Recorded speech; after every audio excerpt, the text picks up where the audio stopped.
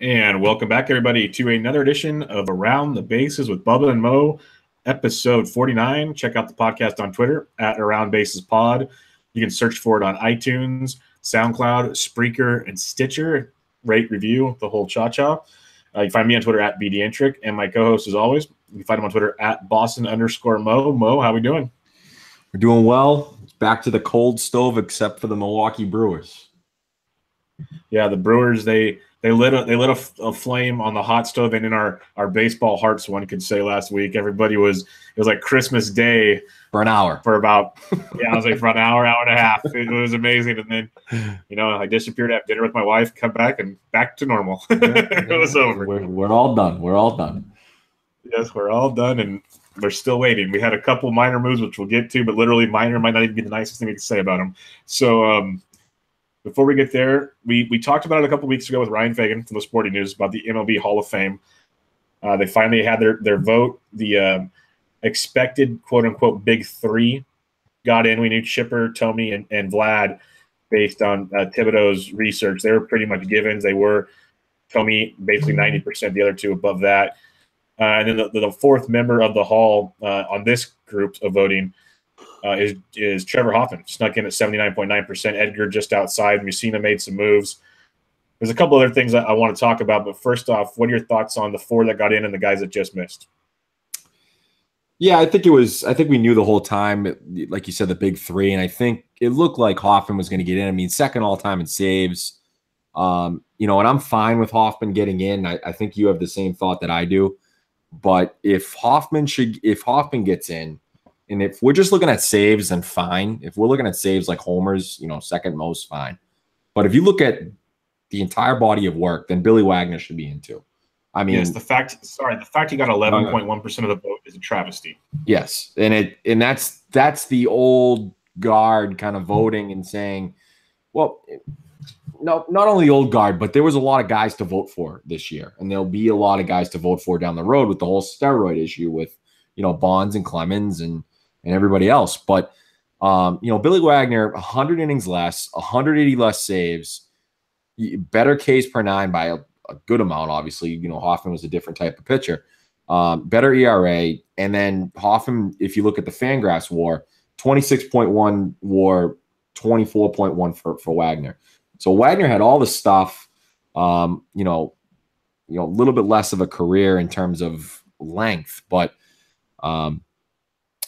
I think ultimately he'll go up a little bit, but when you're at 11.1, kind of hard to jump to that 75.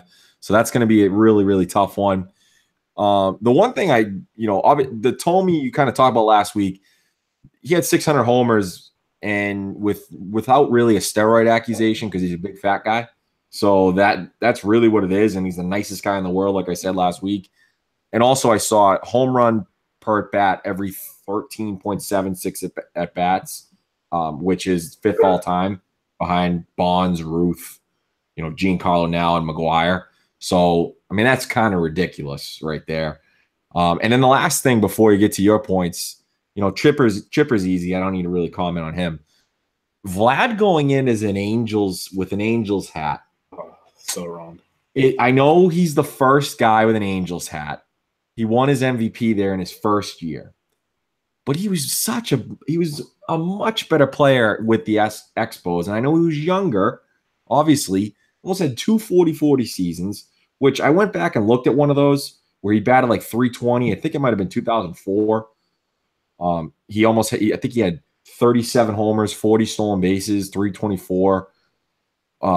And he finished sixth in the MVP. And behind like Kent ended up winning that year in Bonds. So that was a ridiculous year in terms of hitters. But yeah, I think he should be a Montreal Expo going in there. But I do get the point of he's going to be the first Angels guy, and that's who gave him most of his money. So maybe there's something else to that too. So that's kind of my thoughts there. Yeah, that Vlad thing, I get it. What you're saying is right. There's nothing wrong with what you said, but man, he should be in there as an Expo for. We've talked about how Montreal should have a team, and I think this would have been a great step in maybe helping with that. I'm not saying it would have kept the wheels in motion for it. But man, you have the big stage on Inception Day, and you're wearing an Expos hat and all these things. There's a lot to love about that. He was like the face of that team. Him and Pedro and Larry Walker, another guy that he's got some work to do. 34% of the votes. He's only got 2 years left. That doesn't look good. But the big takeaway is Vlad's thing stinks. Bonds and Clemens, the early ballots looked like they were making some progress. By the time it was all said and done, they're still sitting around 57%. They really made no ground this time around. So I'm starting to lose hope in them getting in. It's kind of sad to say that two of the best players that have ever played the game aren't going to get in when it's the old curmudgeons steroid allegations, and they've already let guys like, Ivan Rodriguez and Mike Piazza and Jeff Bagwell, and not all of them have been busted, but Pudge has. So we got that to worry about, but that's a whole other thing to go talk about. But the Billy Wagner thing, that's been one of my pet peeves. He, stat for stat, like you said, he was better than Trevor Hoffman. And I mentioned a long time ago when we first started recording these pods that I'm slowly getting into this stats thing. I'm trying to learn them, so on and so forth. I started reading Keith Law's book recently, the Smart Baseball, and he starts out with the basics, and he makes fun of the stats like wins and saves and says, you know what? These are just like pedestal things that basically the nicest way you could say idiot Hall of Fame voters vote for. That's what they look at. Because, 100%. Yeah, he says it's horrible, and he breaks it down, but he breaks it down so well to not completely insult them by just calling them idiots.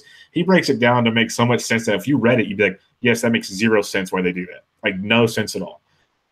And Billy Wagner, he's got 8 more years on the ballot. He's going to make a lot of steam, but next year you got Mo Rivera, who's going to shadow over him like no one's business, and Mo, deservedly so. Mm-hmm. Great. But if he doesn't get in, it's going to be bad. There's a lot of good names. I talked about Jeff Kent a few weeks ago. I can't stand the fact that Omar Vizquel got 37% of the votes. Folks, he was a great defender. Sure. He couldn't hit the baseball to save his life. Like, let's be realistic about this. I'm not even just talking the surface stats that I just made fun of for saves. Just look at the all-encompassing stats of Omar Vizquel. He couldn't do it. So if we're going to vote Omar into the Hall of Fame, this is just bad. I don't want to keep blabbering on and on and on, but there was a lot of good with this, but there's a lot of bad, like Jamie Moyer having the same amount of votes as Johan Santana at 10. Horrible. Any final words on this before we just move on from it? Yeah, I think obviously Edgar just missed. He gets in next year in his last year. I think that's 100% going to happen. I don't see – if it doesn't, it's a travesty, and he'll end up getting in the Veterans Committee. Same with McGriff. He's kind of fringe, but a lot of people think will get in Veterans Committee, and then Mussina will most likely get in, if not next year, the year after. He was around 65%. So yeah, there's a lot going on there with a lot of guys. It's, I'm not sure Johan Santana was a Hall of Famer, but like you said, to get the same amount of vote as Jamie Moyer, just because Jamie Moyer pitched for like 35,000 years, and then Johan Santana from 2004 to 2009 was the best pitcher in baseball, or allegedly the best top 3 in baseball in terms of what he did until he went to the Mets. So that's kind of a travesty, but at the same time, I'm not sure he's a Hall of Famer just because it was only 5 years. Quick one before we get to our warm stove. Baseball America obviously came out with the top 100 prospects, talked about that last week, and they also came out with the organizational farm rankings. So, I've got a couple notes here that we can go over real quick, but I'll let you go over some things that jumped out of you there. Well, like the ones up top, pretty simple for us. We've talked about them many times: the Braves, the Yankees, the Padres, White Sox. No questioning that. The Rays up to number 5, if people have been paying attention, that they kind of been slowly moving their way up that ladder. Some really good prospects, but a lot of those are going to leave soon with Honeywell, Adames, so on and so forth. But the Phillies right there at 6. I was shocked to see the Toronto Blue Jays at number 7. I know they got Bichette. I know they got Vlad Guerrero Jr. Outside of that, it's been pretty wishy-washy for me. So them at 7 really stood out to me. There's a couple other factors here and there. And then the other one, harp on something we've harped on many times. The Royals are 29th. If people, for some reason, do listen to this podcast and don't realize there's 30 teams in baseball, 29th is bad. And then the other one is the Chicago Cubs are 28th. It was a year ago, maybe 2 years max. They had one of the top programs in baseball, and now they've traded them all away. And as we'll talk about in our interview later, they need to go for it here pretty soon because they have nothing left in the system. What are your thoughts on this list? Yeah, you nailed a couple of the ones. Obviously, the Mariners, at 30, don't have anything but Kyle Lewis as trade chips. I mean, he's the only one in the top 100. At least they had someone in the top 100. The Royals didn't. So the rebuild's off to a bad start with the Royals, but the Mariners really don't have anyone to go get, a starting pitcher at the deadline or anything like that. We all know Trader Jerry likes to do that, but unless, some of the draft picks from last year step up, there's not a lot in there. The Yankees at 2 after trading for Sonny Gray at the trade deadline, and then obviously Giancarlo is ridiculous. I mean, we can't say it enough, the job Brian Cashman's doing. Same thing with the Astros. They're still at 10 after trading for Verlander and Garrett Cole, who are their 2 and 3 starters or whatever you want to call them. I mean, you can flip them with Keuchel. It doesn't really matter. 1A, 1B, 1C. And then, again, Blue Jays, I had them down 2. They're in a unique position to compete this year for a wild card spot. Probably not for the AL East, but for a wild card spot while having the 7th-ranked farm system and 2 in the top 10 with Vlad Jr. and Bo Bichette. So they're in a unique position there where, they could lose Donaldson next year, and if Vlad Jr. just skyrockets again, then he takes over at third base, and, they skip a beat for a little bit because it's going to take them time to get used to the MLB, but they're going to be right back there. So they're in a unique position, and they've kind of built something there to compete for longer. And like you said, the Cubs and then my Red Sox are way down there too. They both traded everybody. So they, there's not a lot there for both teams to make many moves. But, we'll see what happens with, international signing period and the drafts and last year's draft and whatnot. There's still a lot to be done before, July trading deadline. Yeah, there's a lot to be done, but it's fun. We talked prospects last week. Baseball America's Top 100. They got their organizational rankings. MLB just came out with their Top 100. So pretty soon we'll have a good set of lists to really dig deep on and see what we have going on there. So it'll be fun to see. Let's talk hot stove. We got the Milwaukee Brewers. They got it popping on Thursday, trading for Christian Yelich from the Miami Marlins for Lewis Brinson, Monty Harrison, Isan Diaz, and Jordan Yamamoto. Pretty awesome deal, Mo. What are your thoughts on this? Yeah, it's a great deal for both sides. People we've hated on Jeter a lot. He's finally got a legit prospect in Brinson, number 18 on Baseball America list.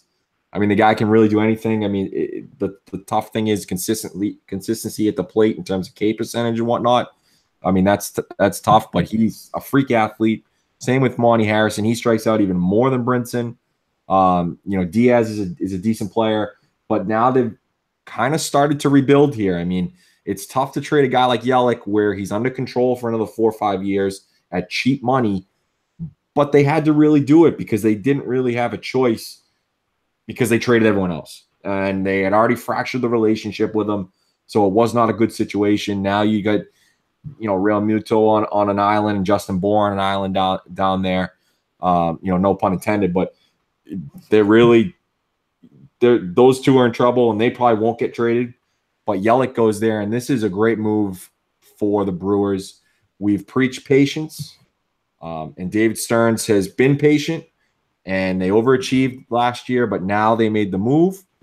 And Yelich away from Marlins Park has been awesome. He has much more power on the road. He's, WRC plus is way up. His WOBA is way up compared to what it is at home. So if you believe in that, maybe he moves up in your drafts for ADPs for fantasy. It's going to be interesting to watch. He'll probably, we'll get to the next topic in a second. He'll probably end up playing right field for them and bat 1 or 2. So they've got a lot of flexibility there.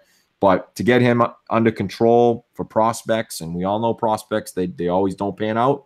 So David Stearns found his guy and made it happen. Yeah, it's a phenomenal move. Adding a guy like Yelich with the 5 more years on the deal, you're going to get him into his early 30s. You're going to get him in his prime years.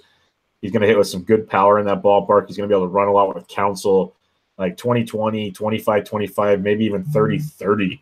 I know that's a big number. You don't see it very often, but there's real possibilities Yelich could be an outstanding asset to the Brewers, of course, and let alone your fantasy team. I love this move.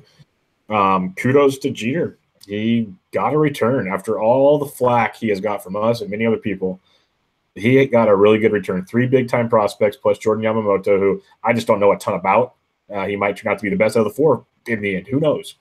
But getting Brinson and Harrison and Diaz is a great return. Really, pipes up that system, a system that all of a sudden, as we just talked about organizational rankings, they're up to 19th now, and last year they were 29th in 2017. So they're making moves. They're heading up that way. A lot to like with the Brewers and this move, a lot to like for the Marlins. It's going to be a rough couple years, but if they can hit in the draft, make a few more moves, the Marlins will be fine. But this is tremendous for the Brew Crew, and it was just the start of things to come on Thursday. Yeah, I completely agree. And I thought it was funny too. You get your Bobby Nightingales and Heyman's coming out after saying the Marlins were in on Victor Robles, the Marlins were in on Ronald Acuna, the Marlins were in on Vlad Guerrero Jr. It was like, okay, just name the entire top 100 list and just say that they were in on everybody. I hate when those like little rumors are put out there after the trade. It doesn't. Maybe they were, but like they probably just asked and they knew it was not happening. So. Yeah, I'm in on a filet mignon later, but I'm probably going to settle for chicken. Yeah, exactly. So the hot stove continued up in Milwaukee, and they went and signed Lorenzo Cain literally right after that they traded for Yelich, which tells you that it was probably almost done as it was. What do you think of this signing? I like it a lot, man. Yeah, the reports came out that they had this deal done basically on Wednesday. Comes out to roughly $16 million a year. It's broken down differently, of course. Throughout the deal, there's some incentives involved, all that good stuff. I like it. He's a guy that still plays really, really good defense. He can run a bit still. Hits for decent average, has power, which will play a lot better in that ballpark. People forget Kauffman Stadium. Bad place to hit. There, you put him in a lineup that's very, very potent now. So it's a pretty darn loaded lineup. He's one of those guys, even if he ages and slows down a bit, you can move him to a corner infield. The tools will be there. I think it's a great signing. We've talked a lot about where's Locaine going to go, like Mets, Royals. I don't remember. I might be wrong. I don't remember ever saying or hearing one of us say the Brewers on that list. And I think it's a phenomenal move, especially when it correlates with Christian Yelich and the depth that team still has, which either they'll trade or they'll use Domingo Santana and Broxton and Phillips to go with Braun in the outfield, who now might play first base. There's a ton to like if you're a Brewers fan, and this move, you can't say that's not the best of the two moves. This K move, just because they correlate so well together, they, top of the order, middle of the order, there's just a lot to like with this move. I like it a lot. Okay, so let me preface this in saying that I like Lorenzo Cain. I think he's a good player. I would not have given Lorenzo Cain 5 years. I don't care about the money part. I would not have given him 5 years at 32 years old. When I know he does everything. I know he hits 15 homers. He bats 300. He gets on base. Defensively, he's great. Steals bases, but as you get up into your 30s, as you know, you sort of get slower, and the defensive ability might go away a little bit. So I wouldn't have signed him. I would have signed him to like a 3 with an option for a 4th, depending on plate appearances or something like that. I just don't. I'm not a fan of it. I'm really not, because I just think if he's 30 years old, fine, 5 years, no problem. But with this team, where they already have the Braun contract, which he's been injured a lot in the last couple of years with nagging injuries. It's not like freak injuries, sort of like Freddie Freeman had last year. He's had nagging injuries, and they got 3 more years of him at not cheap money. And now they've got Lorenzo Cain, which, by the way, they sort of backloaded the money. Like, he's getting $18 million in his 37-year-old year. So I don't think that's going to be fun for them. So in the next 2 years, sure, maybe 3, it'll be fine. And maybe that's all they're worried about, and they'll take the next 2 after that. But I don't know. It's just I don't like the 5 years for him. I just don't. Yeah, and it could be bad, but I think in the market we're in now, I think they got a deal. Just all things considered. Okay. Just because guys are going for a lot more, at least used to be going for a lot more. I think it works out well. But, yeah, time will tell. He is older. I'm glad the Giants didn't do it. Let's put it that way. And I I know think he works for the Brewers. well, I He works know. for the Brewers. Yeah, I know, and I'm with you there. But I wonder too what Scott Boras is thinking about with JD Martinez. And I know JD's can't steal bases. He's not bad. He's probably not going to bat 300 again. Maybe he'll be close. He's not a defensive guy, but I wonder what he's thinking about now that he got 16 million. He's like, is he thinking he needs double? I don't know what Scott Boras is thinking, but it'll be interesting to see how the rest of the free agency plays out for sure. I'm already looking forward to JD Martinez 1-year contract coming up because he's not going to get what he wants, I don't think. We had a deal go down late yesterday. The Oakland A's and the Kansas City Royals made a bit of a trade. Ryan Buchter and Brandon Moss going to Oakland for Jesse Hahn and Heath Filmer. Not much going on here except, there's a couple moving parts. The part that is interesting to me is the Royals sent $3.25 million to Oakland, but as a total, they're saving $5 million. Mo, what could that be used for? Well, it's going to be used for Eric Hosmer because the Padres are going to be smart and not sign Eric Hosmer. So I hope to God they don't sign. I hope to God the Padres don't do it. Oh, what a stupid move that would be. I like what the A's are doing with this bullpen. I really, really do. I mean, Buchter is not terrible. I mean, I know the FIP was a little high last year, but the last 2 years he had it with the Padres. The strikeouts were a little bit down. The homers were up a little bit. Not a terrible reliever. And they've got a lot of decent guys in that bullpen to really be okay. I mean, he's good against lefties. He's probably going to be like he's probably not going to have the 7th or the 8th. Can be a middle guy. It's really, really interesting to see what Billy Beane's doing there. I think they're a little bit deeper. Signed Petit. They traded for Pagan. So I like what they're doing there in that bullpen. Brandon Moss, I mean, he's not going to be an everyday guy. I don't know how many at bats he'll get. I mean, he's blocked everywhere. So that'll be something to watch. But yeah, they did this to clear the money to give themselves a better opportunity to go get either Moustakas on a 1-year deal or, Hosmer back and let him retire as a Royal. Yeah. I just, they traded him and then they traded, God, he slid the guy they traded to the Dodgers. This guy, the name's slipping my mind right now, but it seems like they're getting rid of the bullpen guys when those guys could have a lot more trade value than you would think. So especially on a team that's not going to be going anywhere exactly come deadline time. Exactly, and they built their World Series on their bullpen. So I'm surprised by that, but maybe Dayton Moore knows something we don't. Maybe he's getting Hosmer and Moustakas back because maybe they're bringing the band back together. Who knows? I think it's crazy, but you never know. Yeah, but I do like the Buchter part of that. Jesse Hahn's Brandon Moss. It's just weird because, like you said, he's blocked everywhere. But maybe a slot opens. It's a typical A's move. Somehow he'll factor in there some way or another. Like most thought last year. What's his name? The outfielder that came up from Tampa Bay, the left-handed hitting outfielder, Matt Joyce. Most thought he wouldn't be worth anything, and he was actually decently productive against right-handed pitching. So Brandon Moss might find a home somewhere over there. But yeah, other than that, strictly financial for Kansas City. Yeah, for sure. Last one here. This one is really, really cold, freezing actually. The Royals sign Alcides Escobar. Go ahead on this one, and we'll just make this quick. Why? Is that too quick? I'll go deeper on this. No, I can go deeper. I can go 3 sentences, and that's it. Go for it. What do you? Because I saw this come across the headlines, and I'm just like, Royals really? Like, out of all the stuff to spend money on, and $2.5 million, $500,000. I can knock down enough balls. Yeah, it's. I other than tanking, I don't know why they would do it. And I'm not a big Raul Mondesi Jr. guy, but he's still only 22, and he was decent at AAA last year. You just got to give him a shot for a long time. But they're not going to do it. So, yeah, that's that. Yeah, it was brutal. But, yeah, enough said there.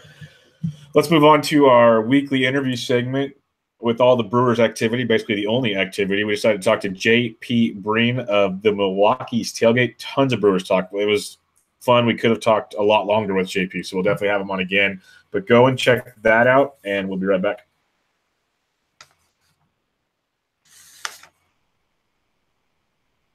All right, Mo, thoughts on JP's talk about the Brewers? A lot to like there. Man, like you said, we could talk Brewers forever. They're doing a lot of things. He's a fan of the Kane deal, and like I said, it's not that I'm not a fan. I'm not a fan of the 5 years. Yeah, it's Josh Hader bullpen. They need a starter, and then the Thames part is interesting with him in September, and the whole Korea thing I didn't even know about in terms of the strike zone. I had no idea. That's why we bring specific team guys on here, because although we try to talk about the whole MLB, I think we're both passionate about our own teams, and we know the most about our own teams, and we can talk ad nauseum about them. But that's why we try to get these interviews, because you learn something that you didn't knew that you didn't know yesterday. So I thought he was good, and it certainly will be interesting to see what they do next, because he's not done with all the pieces that he has. Yeah, there'll be a lot more to come there in Milwaukee, and hopefully a little October baseball in Milwaukee. That'd be fun to watch. That place, good people, good people out there. It'd be a lot of fun to see. Mm-hmm. Done catchers, first base, second base. Let's head over to the shortstop position for our top 10 fantasy shortstops. To me, this is a position that it's deeper than you'd expect. The top 10 is actually pretty good. In years past, as many know, it's not great. And Mo and I were talking before we recorded that we did not have Manny Machado on this list. He's on our third base list. We know the Orioles announced he'll be playing shortstop, so when he's eligible there, go there. He'll be a top 5 shortstop, somewhere in the top 5. Just think about it that way. But Mo, first, before we get in the rankings, any specific thoughts on the shortstops that you want to mention? No, I do think it's interesting that we're going to have and I hope that I don't think they'll be on your list, but you're going to have guys like Ahmed Rosario and Gleyber Torres and a couple of the other younger guys that are going to have shortstop eligibility that eventually might get there if they really hit their potential. So I think that's something to look out for. And like you said, really, really deep at this position if you decide to wait there and go a different route at another position. With that being said, we should have maybe not. Who's your number one? I got Trey Turner. So I'm assuming we have the unanimous there. I mean, the guy could hit 20 homers. He could steal 60 bases, bat over 300. It's if he stays healthy for a full year, and that's the real key right there. So I think I think you probably have him too. Yeah, he's my number one. I agree with everything you said. Going into last season, I was anti. He was going so high in drafts last year. I had wanted nothing to do with that. Before he got hurt, he proved me massively wrong. Mm-hmm. This kid is even better than I thought. Like, I thought he'd be good in like a few years. Oh, he was amazing last year. I was sad as a baseball fan when he got hurt. So yes, he's my number one. I think the sky's the limit for this kid. He's got probably outfield eligibility as well. I mean, in your leagues. So keep an eye on that. But yeah, Turner at 1, pretty easy. Mm-hmm. Number 2 to me was pretty easy as well. Who's your 2? Yep, Carlos Correa. And I am big on Carlos Correa this year. I might own a little bit of Trey Turner, but I am high on Carlos Correa. Just please stay healthy, my friend. Stay healthy. Yeah, it's a trend in the shortstop position, especially the top guys, is the health issue. But yeah, I have Correa at 2.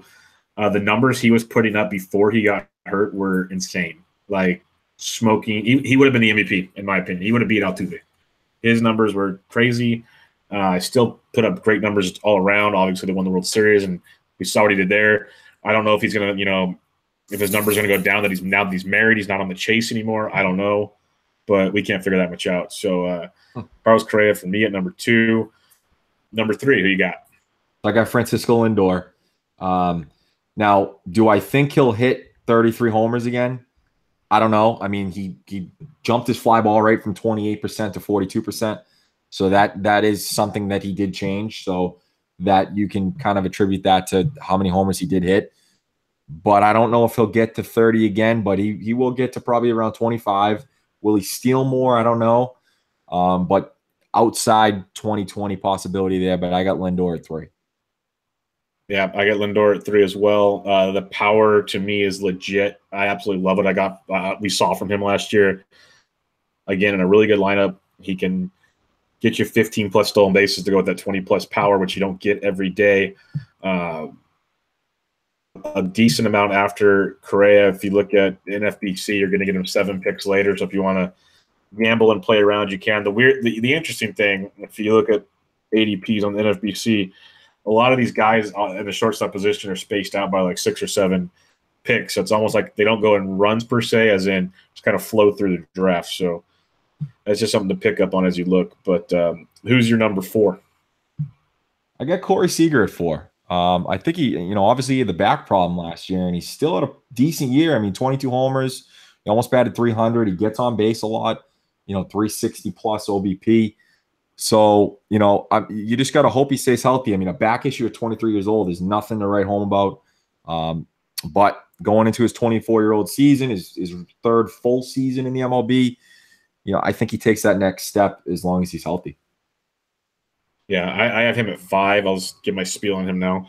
I like him as much as I trust his back, and that's the part that scares me. If he, like you said, it's again a trend for these players. If he's healthy, he's very, very good. There's no sugarcoating that.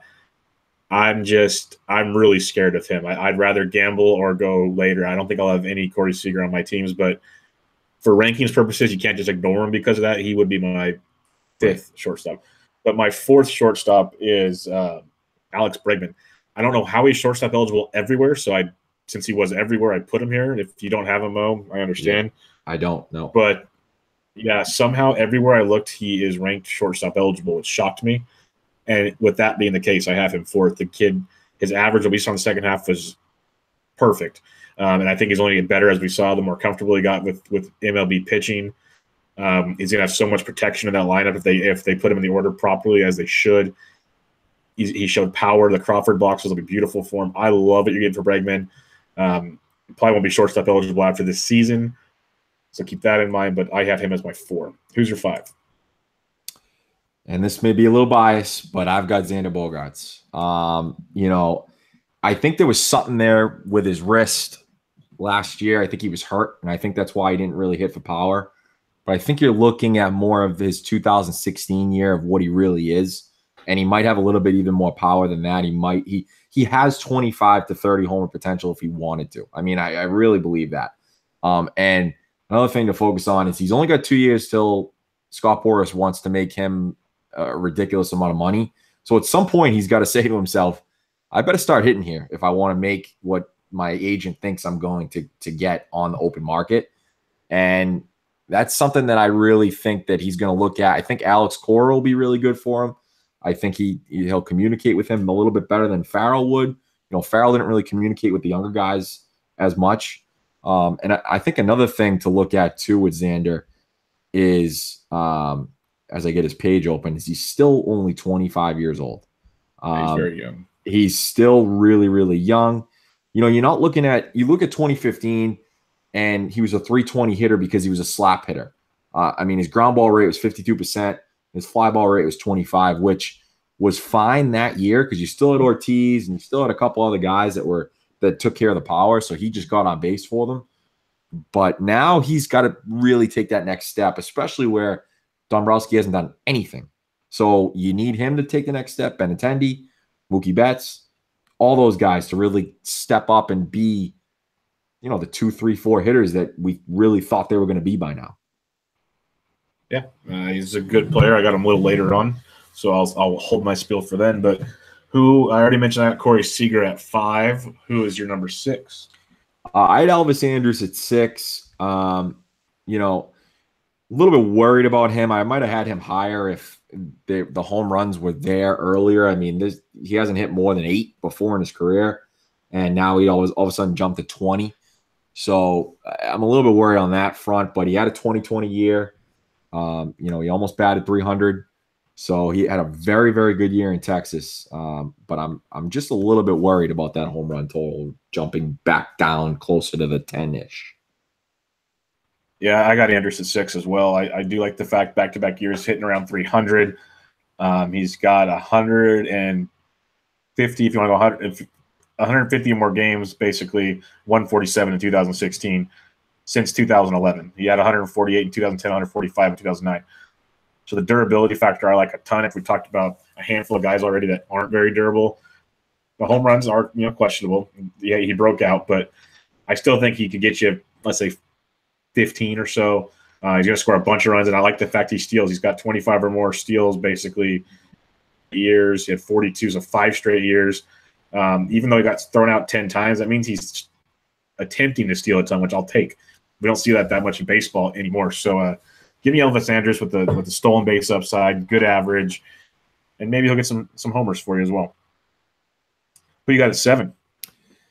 You could probably flip the next couple, but I've got Gene Segura at 7. 2020 potential. I know the steals came down a little bit, but he was hurt for a while last year. Still only 28 years old. And they got D Gordon, so he's not leading off. He might bat second now, which will help him a little bit. With maybe some more RBIs and whatnot. But yeah, I had him at 7, 2020 potential there, and he's just a good player if he's healthy. Yep. Lots of fun right now. Lots of fun. I got Gene Segura as well at 7.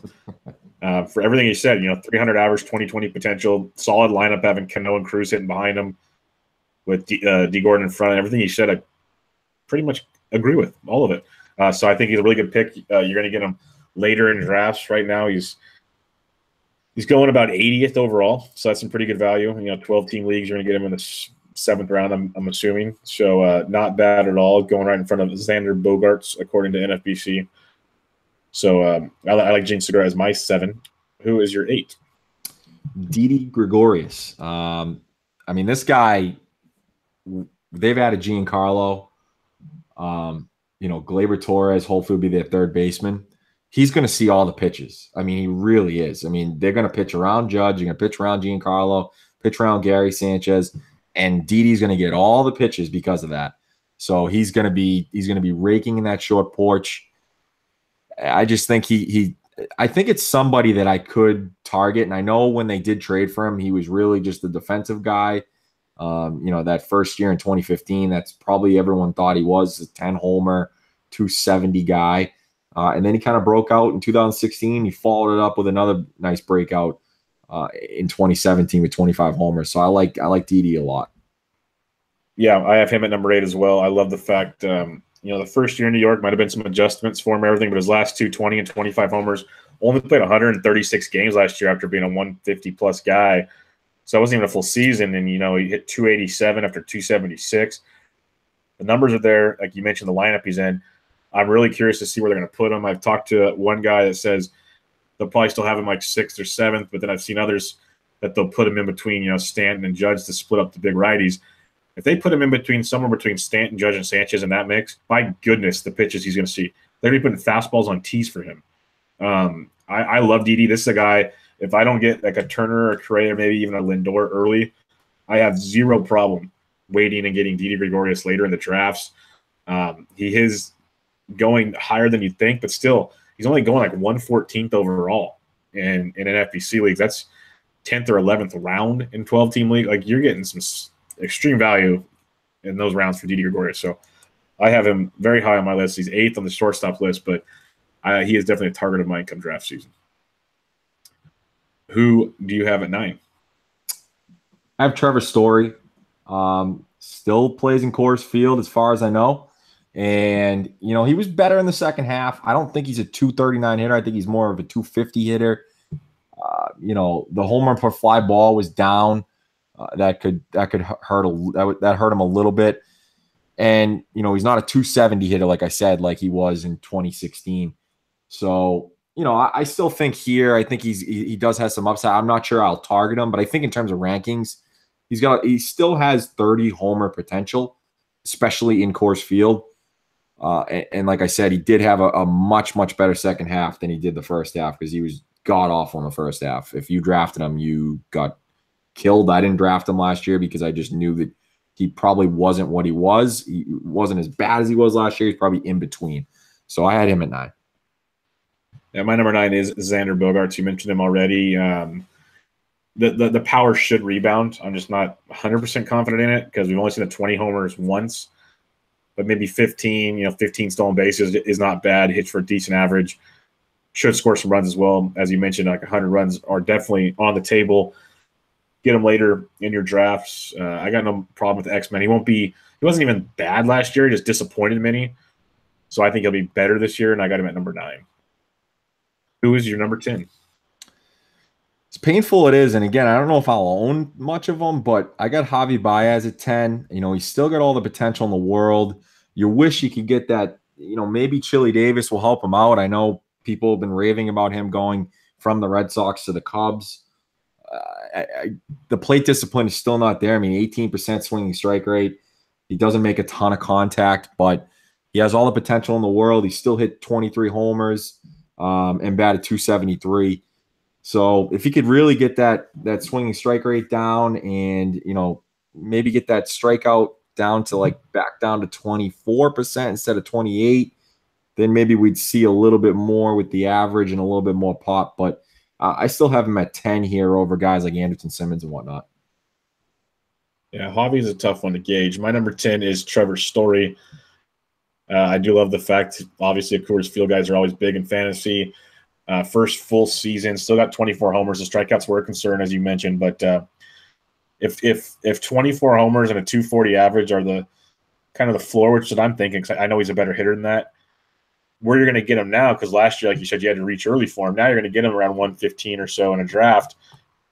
You can handle that because you should have already built your team a lot better, and the upside is tremendous with him at that point. So I like him a lot more this year than I did last year. If I can get him, say I miss on Didi and I want to wait or whatever, and get Trevor later at number 10, I got no problem with that. Like I mentioned at the beginning, the shortstop position is much, much deeper this year than expected. So I have no problem with Trevor. I got him at 10. Any other kind of long shot guys you wanted to mention real quick or anything like that? No, I think I mentioned the younger guys that it'll be interesting to see, where people reach on them. I want nothing to do with Paul DeJong. We talked about him with, STL Cup of Joe multiple times. He's going to regress a little bit. Like I said, Anderson Simmons, I don't think I believe in him again, although he's in a better lineup now than he was last year, and he performed, and he does have steals. So, he might be a guy where, right now it looks like he's getting drafted around 209-ish. So that might be somewhere we could attack. Tim Beckham's an interesting guy to look out for, if you believe in that second half. And then a couple other younger guys like J.P. Crawford and, maybe Marte from Arizona. But other than that, not much there. Yeah, you mentioned a couple of them. Also, a guy like Jorge Polanco is intriguing to me. Later to see if he can pick up where he left off last year. And Beckham, Orlando Arcia from Milwaukee could be interesting depending on where they put him in that lineup. I do think until Marte is in for a big year and you get him extremely late. You mentioned those other youngsters, and if you want to take a veteran, like stupid late, he'll be there for you. Freddie Galvis, he's going to be starting in San Diego, and if you look at his overall numbers, he produces, and you can get him extremely late. So I'm not saying go run and aim to draft him, but he's definitely an option later in your drafts. Any final words, Mo, as that wraps up episode 49? No, hopefully we have news this week so that we can start the previews and whatnot and talk about some betting for the season. But if not, we can always talk about, the 6th Super Bowl win for the Patriots. That could be something that we could roll out. I don't know my goodness. If people want to talk about that, but yeah. Oh man, if somehow the Patriots lose on Sunday, this is going to be amazing. It's going to be amazing. Yeah, I know. In all seriousness, though, that Eagles defense is ridiculous, and they can get to Brady with just their front four. So it should be a really, really good game that will come down to the end, per usual, in a Patriots Super Bowl. Yep, always will. But that wraps up episode 49. Check out the podcast on Twitter at AroundBasesPod, iTunes, SoundCloud, Spreaker, Stitcher. Search for it, rate it, review it, subscribe, all that good stuff. Check out Mo on Twitter at Boston_Mo. I am at BDantrick. Again, thanks to JP Breen of the Milwaukee's Tailgate. Check him on Twitter at JP_Breen. A lot of good stuff there. And until next time, catch you guys next week. See you.